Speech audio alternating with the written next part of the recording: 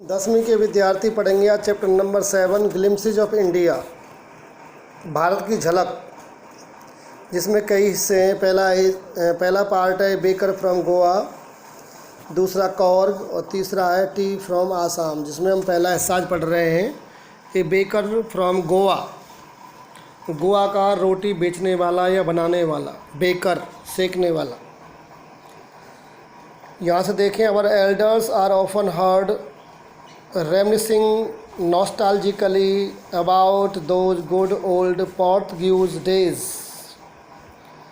हमारे पूर्वज elders are often heard प्राय सुने जाते हैं, रेमनिसिंग याद करते हुए, नॉस्टैल्जिकली जैसे घर की याद करते हैं। नॉस्टैल्जिक मतलब होता है घर की याद। किसके बारे में याद करते हैं हमारे पूर्वज? प्राय याद करते हुए हम सुनते हैं और वो याद करते हैं उन पुराने, किसको याद करते हैं? उन पुराने पुर्तगाली दिनों को। पुर्तगाली दिनों का मतलब क्या है? The Portuguese and their famous loaves of bread. वो पुर्तगाली लोग और उन पुर्तगालियों की पसंदीदा रोटी, लोव्स ऑफ ब्रेड, उसको याद करते हैं हमारे बुजुर्ग।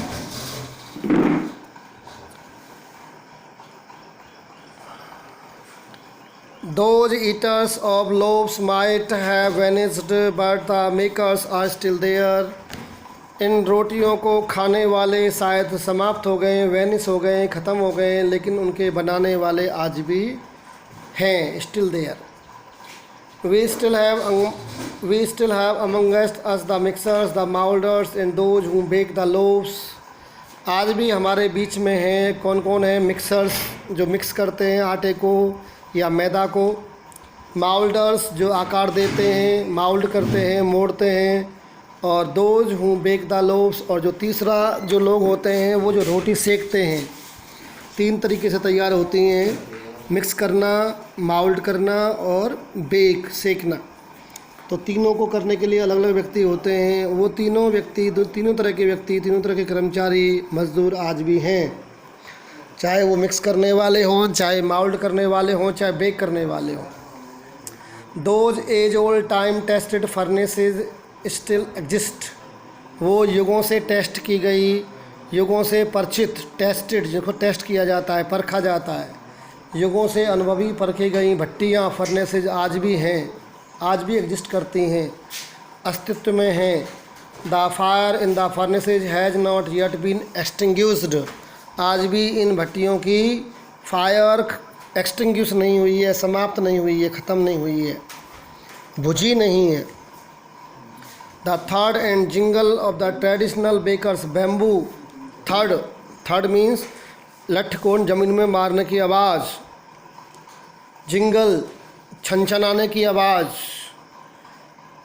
पारंपरिक रोटी बेचने वाले के बैम्बू की, तो जो रोटी बेचने वाला हुआ करता था पुराने ज़माने में गोवा में, वो उस पर एक बैम्बू होता था, उस बैम्बू को वो ज़मीन में देकर मारता था आवाज़ करने के लिए, संकेत देने के लिए कि मैं रोटी बेचने आ गया हूँ। तो उसकी जो साउंड थी उसको थर्ड एंड जिंगल कहा है। थर्ड एंड जिंगल ऑफ पुराने ज़माने के जो बैम्बू था उसके पास, बेकर के पास। Heralding is arrival in the morning, जो ये घोषणा करता था, हेराल्डिंग माने अनाउंसिंग करता था कि वह आ गया है बेचने के लिए। वो आवाज़ can still be heard in some places, कई स्थानों पर वो आवाज़ आज भी सुनी जा सकती है। Maybe the father is not alive but the son still carries on the family profession. हो सकता है कि फादर ना बचे हों, जीवित ना रहे हों, तो उनके बच्चे, उनके बेटे उस धंधे को, उस प्रोफेशन को आज भी कैरी ऑन करते हैं, आगे ले जा रहे हैं, जारी रख रहे हैं। These bakers are even today known as poder in Goa. आज भी इन बेकर्स को गोवा में पटेर कहा जाता है, इन रोटी बेचने वालों को पटेर कहा जाता है, अलग नाम है वहाँ की लोकल लैंग्वेज में। During our childhood in Goa, writer बताता है जब हम बच्चे थे गोवा में, the baker use to be our friend, companion and guide. जो नान बाई है, रोटी बेचने वाला है, नान बेचने वाला है, उसे हम अपना मित्र, संगी, साथी, मित्र, फ्रेंड, गाइड, कंपेनियन, तीनों कह सकते हैं। He use to come at least twice a day, वो दिन में कम से कम 2 बार आया करता था। Once when he set out in the morning on his selling round, एक बार तो वो आता था जब सुबह सुबह अपने घर से निकलता था, सेलिंग राउंड पर बेचने के लिए निकलता था घर से, सेलिंग राउंड पर तब। And then again when he return after emptying his huge basket, और दोबारा तब आता था जब अपनी बड़ी सी टोकरी को खाली करके यानी पूरा सामान बेच कर जब वापस आता था। The jingling third of his bamboo woke us up from sleep, उसकी बैम्बू की जो आवाज़ है, जिंगलिंग थर्ड झंझनाती हुई बैम्बू की आवाज़ है, जो ज़मीन में मारने की आवाज़ है, वो हमें हमारी नींद से जगा देती। And we ran to meet and greet him, और हम दौड़ पड़ते उससे मिलने के लिए और उसका अभिवादन करने के लिए। वाई वॉज इट सो, ऐसा क्यों था। Was it for the love of the loafs, क्या ऐसा हम इसलिए करते थे क्योंकि हमें रोटी से प्यार था। नॉट एट ऑल, बिल्कुल भी नहीं। The loaves were brought by our पास्काइन और बेस्टाइन the maid servant of the house, ये loaves और ब्रेड तो हमारे घर में काम करने वाले नौकर नौकरानियों द्वारा खरीदी जाती थी, जो बेस्टाइन और पेस्काइन थे। ये बेस्टाइन पेस्काइन उसी प्रकार से होता है जैसे हमारे यहाँ शर्मा है, अग्रवाल है, चौधरी है, ठाकुर साहब है, ऐसे नाम है, सरनेम है। तो उनके यहाँ काम करने वाले जो नौकर थे, मेड सर्वेंट, जिनके सरनेम पेस्काइन और बेस्टाइन इस प्रकार के नाम थे। रोटी तो वो लोग खरीदते थे और हम क्या करते थे।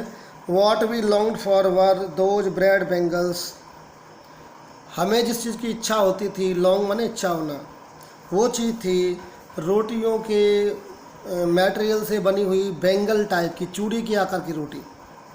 विच वी चोज केयरफुली, जिसको हम सावधानी पूर्वक चुनते थे, चुनाव करते थे।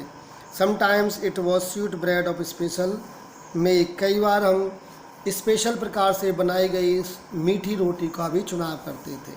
तो ये हमारी पसंद थी, इसके लिए हम दौड़ के पढ़ते थे, उससे बात करते थे। वो हमारा कंपेनियन भी था, फ्रेंड भी था, गाइड भी था, सुबह शाम दोनों टाइम मिलते थे। इस प्रकार से बेकर से हमारी जान पहचान थी। आज हमने 3 पैसेज पढ़े इस चैप्टर के, बाकी कल पढ़ेंगे। ध्यान से देखें वीडियो को। Thank you.